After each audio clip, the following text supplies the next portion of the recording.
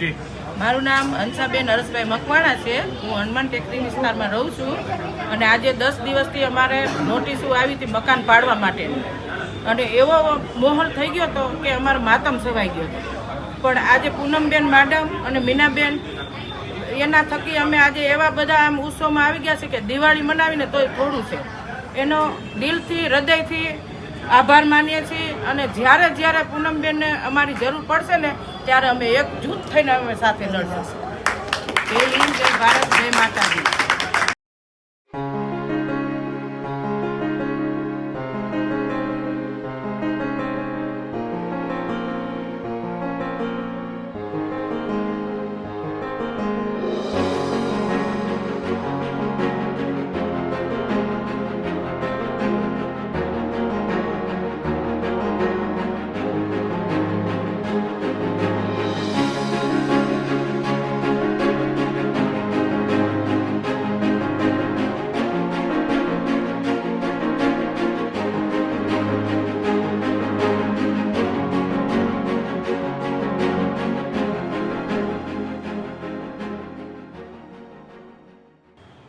આપ સૌ જાણો જ છો અને 3 દિવસ પહેલાં આ સંદર્ભમાં આપણે બધાને મળવાનું થયું હતું.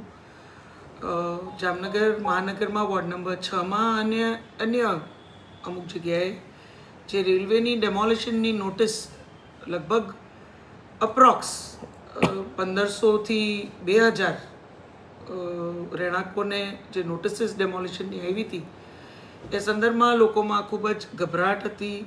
એક તાત્કાલિક 7 દિવસની અંદર જગ્યા ખાલી કરવાની નોટિસ હોય તો એમાં રહેવા ક્યાં જવું, એમની પોતાની વૈકલ્પિક વ્યવસ્થા ક્યાં કરવી. અને ઘણા પરિવારો તો એવા છે કે કદાચ દિવસનું કમાઈ અને એ જ દિવસે રાત્રે જમતા હોય એવા પરિવારો પણ છે. એટલે એમના માટે તો બીજી વ્યવસ્થા રહેવા માટે ક્યાં કરવી, પરિવારને લઈ જવા, એ એક પ્રશ્ન હતો. બાળકોની એક્ઝામનો સમય નજીક આવતો હોય તો આ ઘણા બધા પ્રશ્નોને લીધે થઈ અને એક ભયનો માહોલ હતો, એક ગભરાટ હતી લોકોમાં, એક એવી બીક હતી કે અચાનક જ અમે બેઘર થઈ જશું. તો એ સંદર્ભમાં મેં આજની તારીખે એટલે આજે સોમવારે 16 તારીખે કલેક્ટર કચેરીએ એક મિટિંગનું આયોજન કર્યું હતું. જે મિટિંગમાં રેલવે વિભાગના ડીઈ અને અન્ય અધિકારીઓ ઉપસ્થિત હતા, કમિશનરશ્રી ઉપસ્થિત હતા, કલેક્ટરશ્રી ઉપસ્થિત હતા. બધાની ઉપસ્થિતિમાં ખૂબ વિસ્તારમાં ઘણી બધી ચર્ચાઓ થઈ. એમાં ઘણું બધું કન્ફ્યુઝન જે નોટિસીસ આવી હતી એમાંય હતું. મેં પહેલાં તમને કીધું એમ, જે લોકોને સનત દ્વારા જે જમીનો અપાયેલી હતી એને પણ રેલવેની નોટિસ આવી ગઈ હતી. જે મહાનગરપાલિકાની હદમાં આવતા હતા એને પણ રેલવેની નોટિસ આવી હતી. અને રેલવેનું જે એન્ક્રોચ્ડ આખો એરિયા છે એમાં તો નોટિસીસ આવે, એ રેલવેની જગ્યા છે ને રેલવેને ક્યાંક ડેવલપમેન્ટ માટે એ જગ્યાની જરૂર હોય તો એ નોટિસ આપીને ખાલી કરાવી શકે છે. પણ જે મુખ્ય મુદ્દાઓ મેં જે ચર્ચા કરી એ ચર્ચા એ હતી કે ડેવલપમેન્ટ માટે પણ જો એમને જરૂરિયાત હોય તો પહેલાં તો ડેવલપમેન્ટ એટલે કે જે ડબલ ટ્રેકનું અત્યારે કામ ચાલે છે એની આજુબાજુની અમુક જગ્યા જે ખાલી રાખવાની છે એ જગ્યા આઈડેન્ટિફાઈ થાય અને માત્ર જેટલી જગ્યા ખાલી રાખવાની છે એ લોકોને જ નોટિસ આપવામાં આવે. અને નોટિસની એક સમય મર્યાદા એવી રીતે નક્કી કરવામાં આવે કે ત્યાંના નાગરિકોએ જે રહેણાંકો છે એ પોતાની બીજી કોઈ વ્યવસ્થા ઊભી કરી શકે. એટલે મિનિમમ 2 થી 3 મહિનાની નોટિસ મળે. પછી નામદાર સુપ્રીમ કોર્ટનો એક ચુકાદો છે 2021-22નો, એમાં પણ રેલવે જે જગ્યા ખાલી કરાવે એને લઈને ઘણી બધી ગાઈડલાઇન્સ, ઘણા બધા આદેશો આપવામાં આવ્યા છે.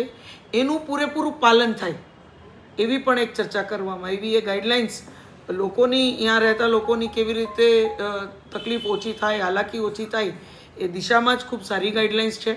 એટલે એમાં કલેક્ટરને વિશ્વાસમાં લઈ આખા તંત્રના સહયોગથી જ લોકો, નાગરિકોને પોતાની વ્યવસ્થા ઊભી કરી શકે એ પ્રકારનો સમય મળે અને આખી વ્યવસ્થા મળે એ ગાઈડલાઇન્સનું પણ પૂરેપૂરું પાલન થાય.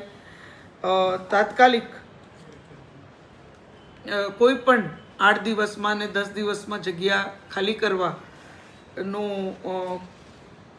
આવી રીતે ટૂંકી નોટિસ ના આપે. બીજું, નોટિસ જે હતી એ નોટિસે મને એવું લાગ્યું કે બિલકુલ ડિટેલમાં, કારણ કે મેં કીધું એમ અમુક જગ્યા સનતના માધ્યમથી આપવામાં આવી હતી, અમુક જગ્યા કોર્પોરેશનની હતી, એટલે એમાં ક્ષેત્રફળ, હદ દિશા બિલકુલ ડિટેલમાં બધું લખી અને ક્યાં કાયદા હેઠળ, રેલવેના ક્યાં કાયદા હેઠળ, કઈ કલમ હેઠળ આ નોટિસ આપવામાં આવે છે એની પણ એક સ્પષ્ટતા અને ઉલ્લેખ સાથે એ નોટિસ આપવામાં આવે એ પ્રકારે પણ, એટલે કોઈ આ જમીનની જે માપણીનો એક પ્રશ્ન છે એ પણ એક ક્લિયર થઈ જાય, એટલે એ પ્રમાણે નોટિસ આપવામાં આવે. એટલે ટૂંકમાં આ બધી બાબતમાં ચર્ચા કરવામાં આવી. એટલે હાલ તાત્કાલિક કોઈ પણ ડેમોલિશન હાથ ધરવામાં નહીં આવે અને રેલવે પોતાનું ડેવલપમેન્ટલ જે એજન્ડા છે, ડેવલપમેન્ટનું કામ છે, ને રેલવેની જમીન છે, સ્વાભાવિક રીતે અહીંયા ડેવલપમેન્ટ ખૂબ થતું હોય રેલવેનું. જામનગર સીમાવર્તી વિસ્તાર છે અને ડબલિંગ આપણે સૌ જાણીએ છીએ કે હવે ઓખા સુધી મંજૂર થઈ ગયું છે. એટલે એને લાગત જ્યાં જ્યાં જગ્યાઓની જરૂર પડશે, માત્ર આ વોર્ડ નંબર 6 પૂરતી આ જ વાત હતી. વોર્ડ નંબર 2માં પણ આવી અમુક નોટિસો આવી છે, નોટિસીસ મળી છે, એટલે એના પૂરતી વાત હતી. પણ મેં એક રેલવેને એક સ્ટેન્ડિંગ ઇન્સ્ટ્રક્શન્સ અને કલેક્ટરશ્રી અને કમિશનરશ્રીની ઉપસ્થિતિમાં આપ્યા છે કે આજે આ માત્ર 6 અને 2 નંબરની વાત છે, વોર્ડ નંબર, પણ આખી લોકસભા માટે આ વાત એપ્લિકેબલ છે. આખા સંસદીય ક્ષેત્રમાં ક્યાંય પણ ડેવલપમેન્ટનું કામ હશે રેલવેનું, તો એમાં આ બધી જ વાત ધ્યાનમાં રાખી અને આ બધી વાત લોકોને કોઈ હાલાકી ના થાય, હેરાનગતિ ના થાય, ખોટું ઘર્ષણ કે સંઘર્ષ ઊભો ના થાય, એ પ્રકારે આ બધા મુદ્દાઓને ધ્યાનમાં રાખીને જ ત્યાં ડેમોલિશનની કામગીરી કરવામાં આવશે. લોકોને પૂરતો સમય આપવામાં આવશે. એમની માટે વૈકલ્પિક વ્યવસ્થા જો તંત્ર કરી શકે તો વૈકલ્પિક વ્યવસ્થા તંત્ર દ્વારા કરવામાં આવશે.